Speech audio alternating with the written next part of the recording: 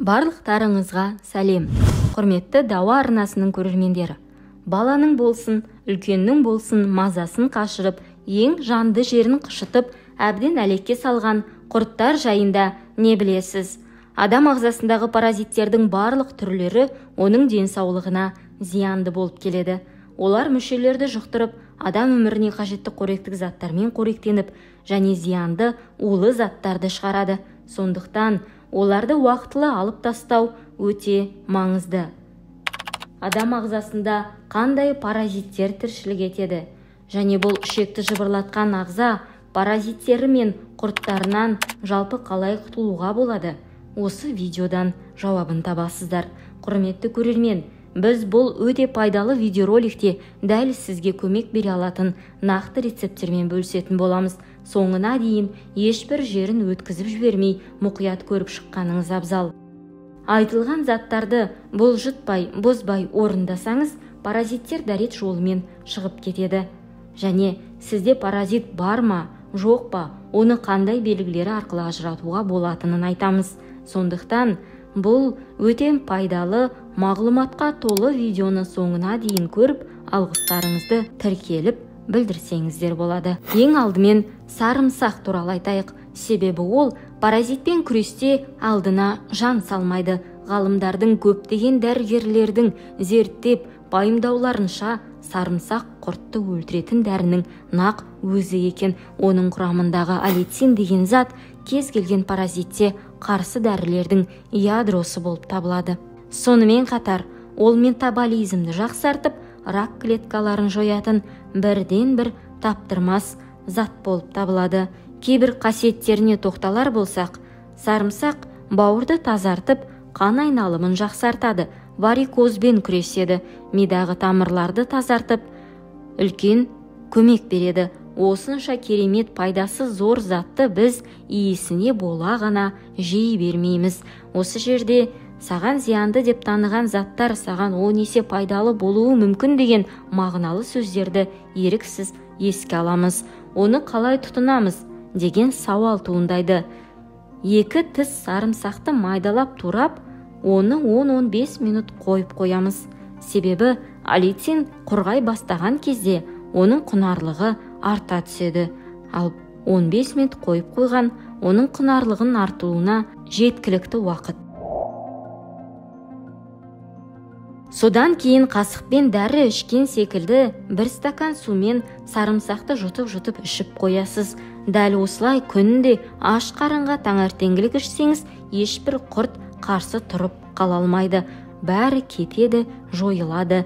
Бұл әдісті 10 күн бойы ішесіз. Міндетті түрде 10-шы күні ағзаңыздың жеңілдеп, жақсара бастағанын сезіне бастайсыз. Осы әдісті қолданған әрбір адам дәрет кезінде паразиттердің түскенін айтып отырады. Сондықтан еш күмәнсіз осылай жасасаңыз болады. Бұл процедураны 1 ай бойы жалғастырып, арасына 10 күн демалып, қайта бастап ішсеңіз болады. Сарымсақтың ағзаға пайдасы болмаса, зияны жоқ. 1 ай бойы аш қарынға 2 тіс сарымсақтан езіп сумен жұтып ішу керек. Екінші рецепт. Үй жағдайында құрттан қалай арылуға болады? Қалампыр. Оны күнде таңертең немесе кешкі кезде ауызға 2-3 данасын салып шайнап жүрсеңіз, ауыз қуысындағы бактериялардан бастап ішектегі құрттарға дейін көзін жоясыз. Себебі оның құрамындағы белсенді заттар паразиттерге ұнай қоймайтын реакция береді.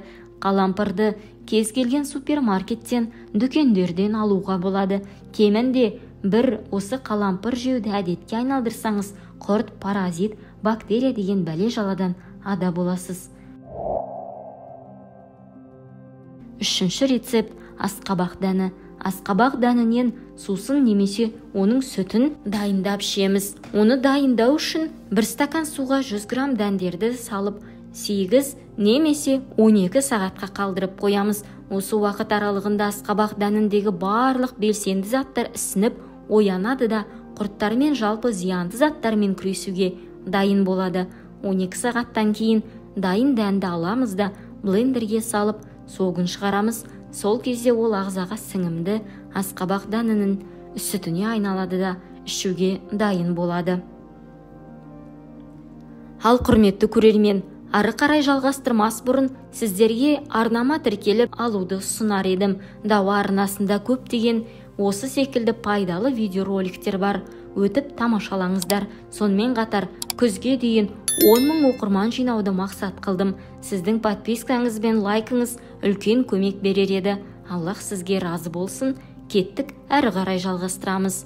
Бұл айтылған заттар адамға зиянды емес, тек аллергияңыз болмаса, сонымен қатар жүктілік кезінде ішпеген абзал. Ал егер қандай да бір ем қабылдап жүрген болсаңыз, дәрігермен ақылдасқаныңыз абзал.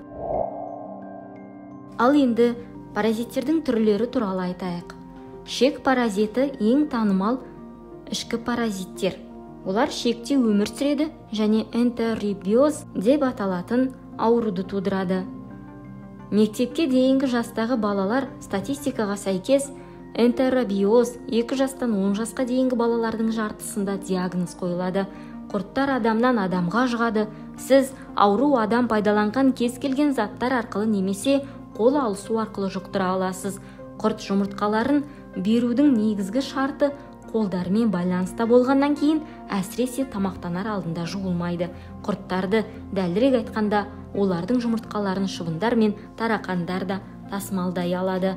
Қылшық құрттар тек ішекте ғана өмір сүре алады. Олар әсіресе жұқа бөлімде, тоқ ішек пен тоқ ішекте ыңғайлы орналасқан. Жұптасу үшін паразиттер ішек-ішегін таңдайды. Сол жерден аналық анус арқылы өтіп жұмыртқа салады. Денедегі құрттардың белгілері қышыну, аллергия, тез шаршағыштық, анемия, іштің ауруы және қажу.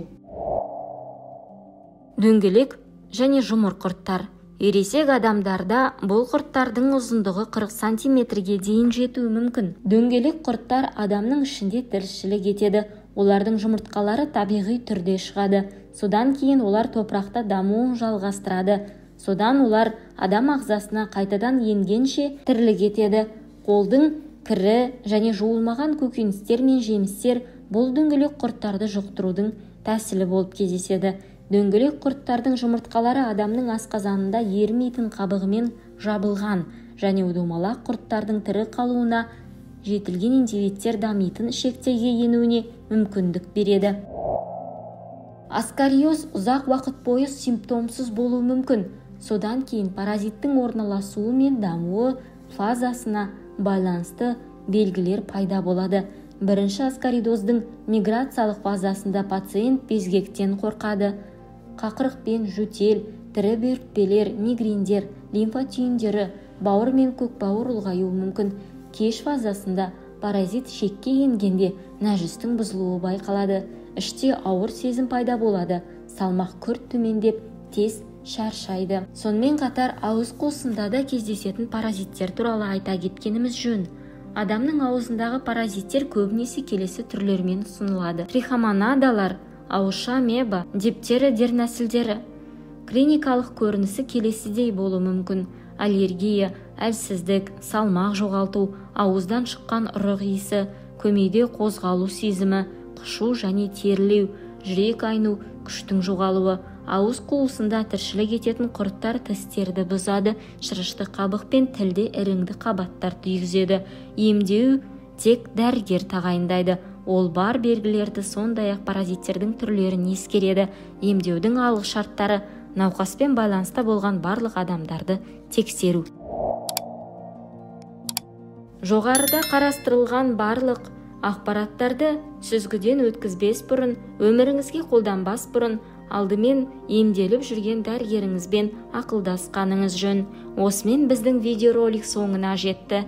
Егер сіз біздің видеороликті пайдалы деп танысаңыз, лайк басып, пікір қойып, арнаға тіркеле өтіңіз. Бұл біз үшін өте маңызды. Алдын ала рахмет.